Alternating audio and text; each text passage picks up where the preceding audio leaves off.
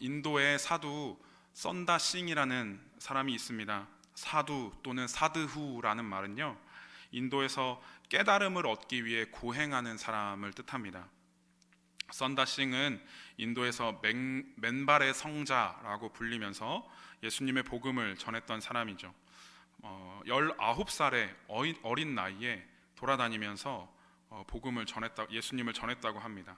그는 인도와 네팔 그리고 티베트 지역에서 복음을 계속해서 전했고요. 한 20년 동안이나 그 복음을 전했다고 합니다. 19살의 나이에서부터. 한 번은 네팔에서 복음을 전하다가 그 네팔 당국에서 복음을 전하지 말라고 거듭 경고했는데도 성경 말씀을 계속 읽어주고 복음을 전하고 하다가 잡혀서 고문을 당하게 됩니다. 네, 맨몸으로 이렇게 지하 감옥에 묶어놓고 진흙에 이제 오물을 섞어가지고 그 몸에다 막 뿌린 다음에 거머리를 이렇게 주변에 풀어가지고 살을 뜯어먹고 피를 빨아먹게 했대요. 엄청난 고통 속에서도 근데 이 썬다싱은 하나님께 막 찬송을 하면서 그 고통을 막 울부짖는 와중에도 주변 사람들에게, 주변의 죄수들에게 하나님을 전했다고 합니다. 이를 보던 간수장은 겁에 질려서 다음 날 그를 풀어줬다고 하죠. 또 40세에 그는 티벳에서 복음을 전하다가 어느 날 갑자기 사라졌대요. 근데 인도에 되게 이런 신화들이 많죠. 그의 시신은 아직도 발견되지 않았다고 합니다. 어느 날 이 썬다싱이 네팔의 그 히말라야 산길을 걸어가고 있었다고 합니다. 그날따라 이제 눈보라가 굉장히 심하게 몰아치고 있었고 같은 방향으로 가는 여행자 한 사람을 만나서 동행하게 되었대요. 근데 한참을 걸어가던 도중에 한 그 노인이 기진하여서 쓰러진 것을 발견했습니다.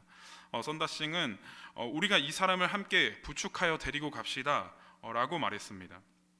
그냥 두면 이 사람은 죽고 말 거라고 그렇게 안타까운 마음으로 얘기를 했지만 그 함께 걸어갔던 동행자는 버럭 이제 화를 내면서 이 세찬 눈보라에 우리도 죽을지도 모르는 판에 저런 노인까지 끌고 가다가는 너도 나도 다 죽게 될 거다라고 하면서 화를 냈다고 합니다. 사실 동행자의 말이 좀 일리가 있었습니다. 남을 챙기기 어려운 상황이었던 것이죠. 하지만 썬다싱은 불쌍한 노인을 그냥 둘 수 없다고 생각했습니다. 그는 노인을 들쳐업고 눈보라 속을 한 걸음 한 걸음 걸었습니다. 썬다싱의 그 고집에 막 학을 떼던 그 동행자는 어느새 앞질러 가더니 보이지 않게 되었습니다. 노인을 등에 업은 썬다싱은 갈수록 이제 험한 산길과 푹푹 빠지는 눈길에 힘이 들었지만 끝까지 참고 목적지로 걸어갔습니다. 그러다 보니 이 싱의 몸에서 막 열이 이렇게 나는 거예요. 땀이 나면서 열기가 발산되었고 차츰차츰 등에 업힌 노인은 그 온기로 의식을 회복했다고 합니다. 열평형이라고 한대요. 몸을 이렇게 맞대고 있으면 열이 이렇게 서로에게 이동하면서 평균이 맞춰지는 현상이라고 합니다. 어느새 추위는 잊혀졌고 두 사람은 마침내 마을에 도착했습니다. 그런데 마을 입구에 또 한 사내가 꽁꽁 언 채로 쓰러져 있는 겁니다. 싱은 얼른 가서 살펴보니까 혼자 살려고 앞서갔던 그 동행자였고 그는 마을 입구에 도달을 했지만 혼자 추위를 견디지 못해서 시체가 된 채로 쓰러져 있었다고 합니다. 또 다른 얘기를 보면 기러기가 이렇게 날아갈 때 V자 형태로 이렇게 날아가지 않습니까? 한 마리가 선두에 서고 나머지가 쭉 이렇게 이어져서 따라가죠. 그렇게 날아갈 경우 그 뒤에 있는 새, 그 다음에 있는 새들은 바람의 저항이 50%나 줄어든다고 합니다. 그렇게 이동할 때에 계속해서 이제 선두를 바꾸면서 날면 혼자 날아갈 때의 거리보다 71%나 더 멀리 날아갈 수 있다고 합니다. 이렇듯이 우리의 신앙도 혼자 감당하며 나아갈 때는 얼마 가지 못하고 제풀에 꺾이게 되죠. 그러나 서로 함께 도우며 일으켜주고 당겨주고 밀어주면서 서로에게 힘을 얻고 으쌰으쌰 해서 갈 수가 있는 것이죠. 사실 저도 그랬습니다. 저는 원래 어떤 일을 하면 항상 혼자 다 하는 성격이었어요. 그냥 내가 혼자 감당하는 게 누구에게 아쉬운 소리도 하지 않아도 되고 잘못돼도 그냥 내가 책임지면 되니까 라고 생각했습니다. 그런데 이게 진짜 시간이 지날수록 능률이 떨어지고 너무 지치는 거예요. 그래서 동시에 막 처리해야 할 일도 많고 하다 보니까 처음엔 어쩔 수 없이 일을 나누어 줬습니다. 그런데 그렇게 함께 하는 시간이 길어질수록 경험되는 것은 그 안에서 발견되는 즐거움이 있다는 겁니다. 아니 되게 많죠. 내가 생각지도 못한 것을 발견하기도 하고 더 나은 시너지가 결과로 드러나기도 하고요. 무언가 잘못되어도 이걸 원래 해결할 방안이 하나였다면 여러 사람이 함께 힘을 모아서 더 여러 갈래로 더 나은 방안을 생각할 수 있게 되더라는 겁니다. 제가 청년부 지난 주일에 설교를 할 때요, 우리가 있는 이 교회는 하나님의 왕국을 예행 연습하는 곳이다 라는 얘기를 했습니다. 교회는 천국의 연습 장소인 것이죠. 왕국 안에서 얼마나 많은 조화로움이 필요하겠습니까? 하나님 나라에서는 정말로 서로 싸우고 분열되고 할 수 없는 곳이죠. 그곳은 아마 천국이라고 말할 수 없을 것입니다. 히브리서 12장 14절에는 이렇게 말합니다. 모든 사람과 더불어 화평함과 거룩함을 따르라. 이것이 없이는 아무도 주를 보지 못하리라. 아멘. 그런 생각을 하게 되었습니다. 이 세상에 다 나 같은 사람만 있다면, 예를 들면 자동차를 타고 가는데 세상에 엑셀만 밟는 사람이 있다면 하고 생각했습니다. 누군가는 브레이크가 되어야 하고, 누군가는 오일이 되어야 하고, 누군가는 클락션도 되고, 누군가는 히터와 에어컨도 되어야 하지 않겠습니까? 자동차에 이제 부수적인 것들을 제외하고 한 2만여 개의 부속이 필요하다고 합니다. 그 모든 것이 함께 한 번에 이렇게 조화를 이루어야 자동차가 제대로 굴러간다고 하더라고요. 우리 교회가 그랬으면 좋겠습니다. 저 사람이 나와 다른 부품인 것을 인정하고, 나와 생김새가 다르고 쓰임이 다르고 성품이 다르지만 그 사람도 있어야 교회가 교회 된다는 것을 아는 우리 교회가 되기를 축복합니다. 오늘 말씀은 데살로니가에 전하는 바울의 편지입니다. 데살로니가는 마게도냐 지역의 수도였습니다. 마게도냐에서 가장 큰 규모가 있는 도시는 빌립보였지만 수도는 데살로니가예요. 근데 빌립보가 먼저 로마에 점령당하게 됩니다. 근데 로마에 점령당하고 보니까 이렇게 도시가 야만적일 수가 없는 거예요. 거리에는 불황자와 깡패가 가득하고 도저히 로마가 감당하기가 어려운 겁니다. 그래서 로마에서 수를 낸 것이 이주 정책입니다. 그런데 로마에 사는 시민을 이주시키기에는 너무 아까우니까 그들이 복속시켰던 그 속국의 그 퇴역 군인들을 이렇게 빌립보로 이주를 시킵니다. 그러면서 대신 이 빌립보라는 도시에 잘 정착해서 로마인의 기상을 잘 세우고 빌립보를 잘 로마화 시키면 너희들에게 로마 시민과 동등한 권한을 주겠다라고 하는 것이죠.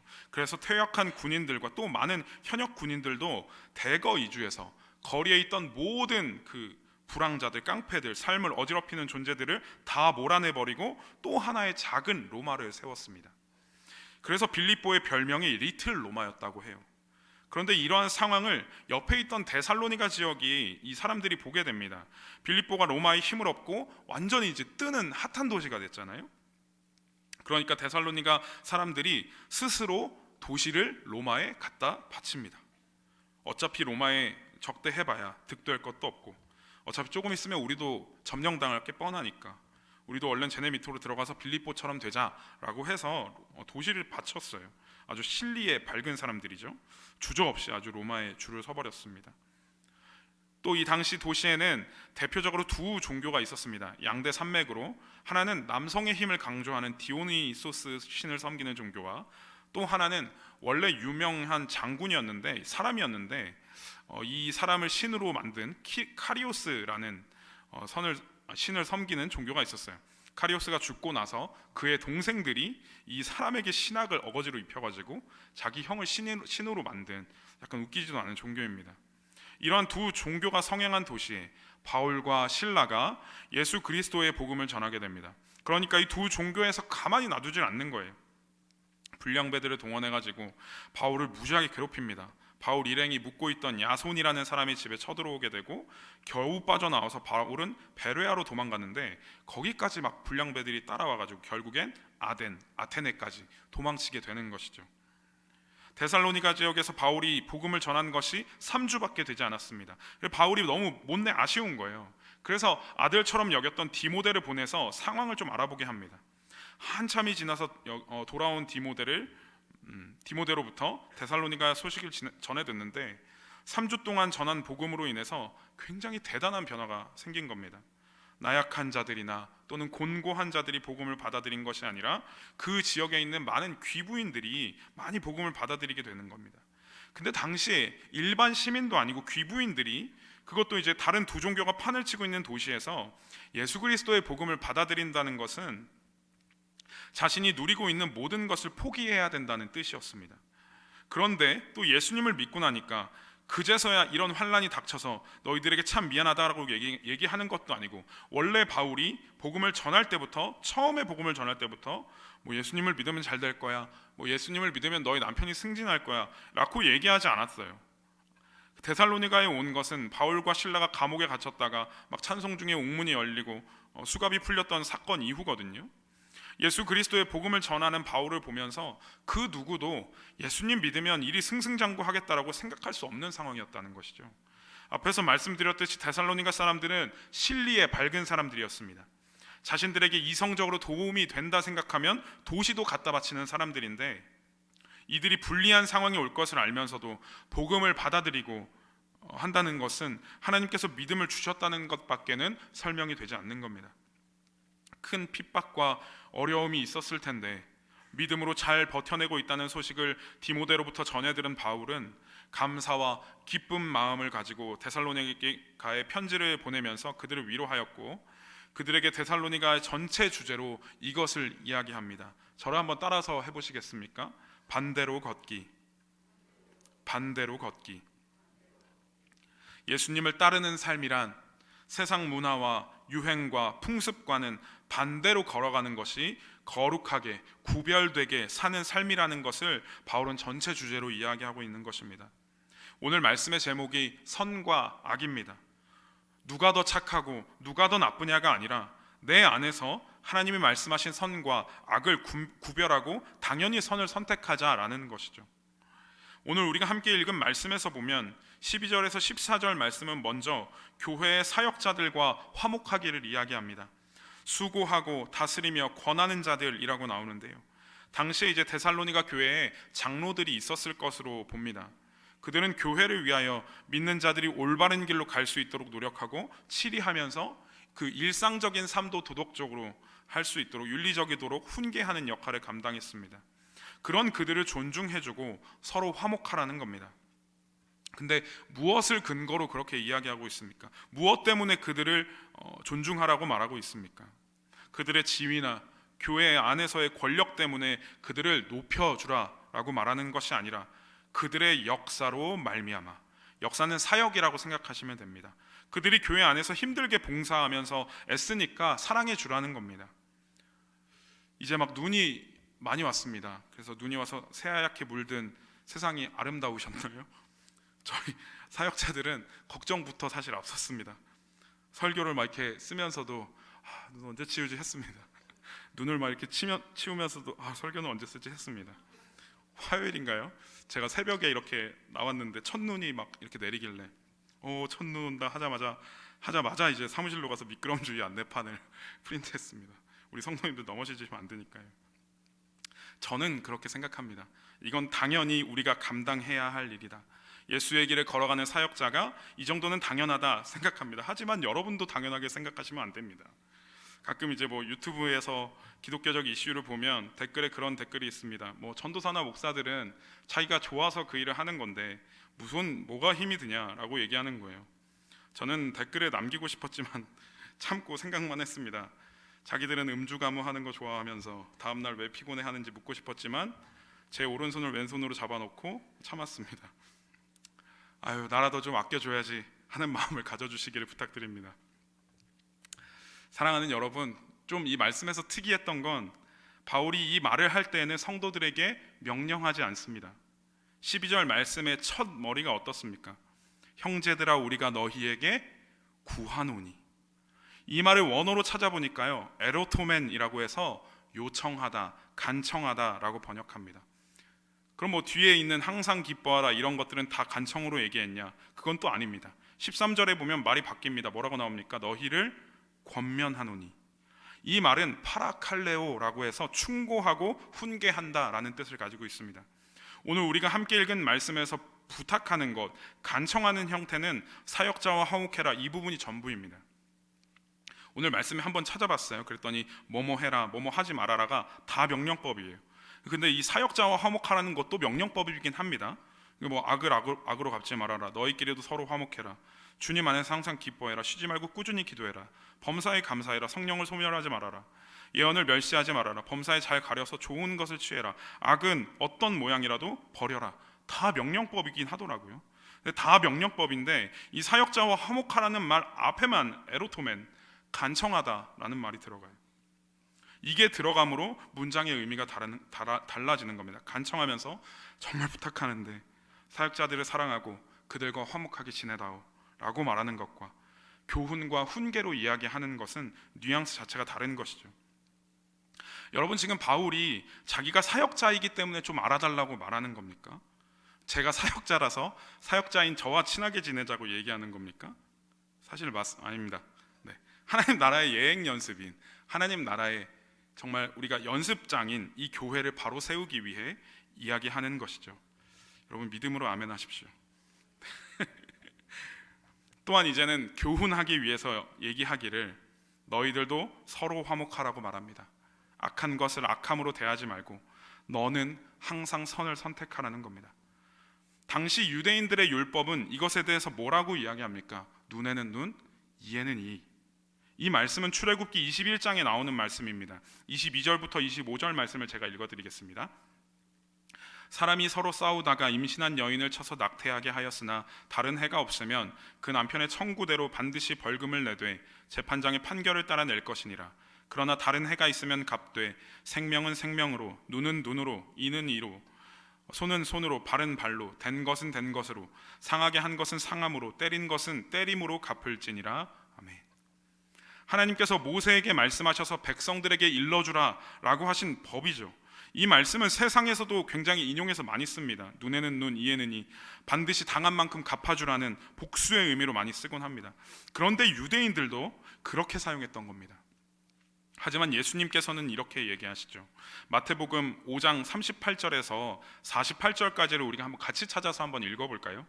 마태복음 5장 38절에서 48절입니다. 같이 찾아서 한 절씩 교독해 보겠습니다.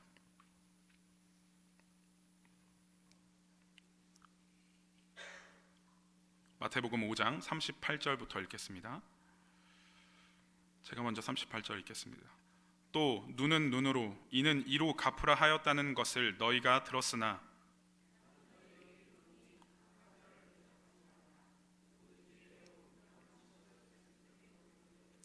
또 너를 고발하여 속옷을 가지고자 하는 자에게 겉옷까지도 가지게 하며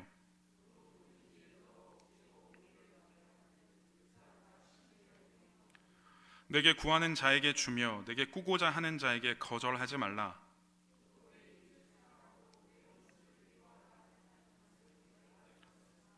나는 너희에게 이르노니 너희 원수를 사랑하며 너희를 박해하는 자를 위하여 기도하라.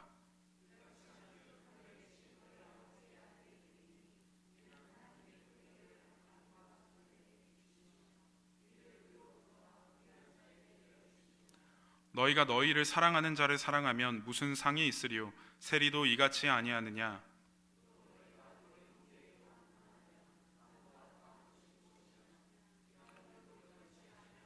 함께 읽습니다.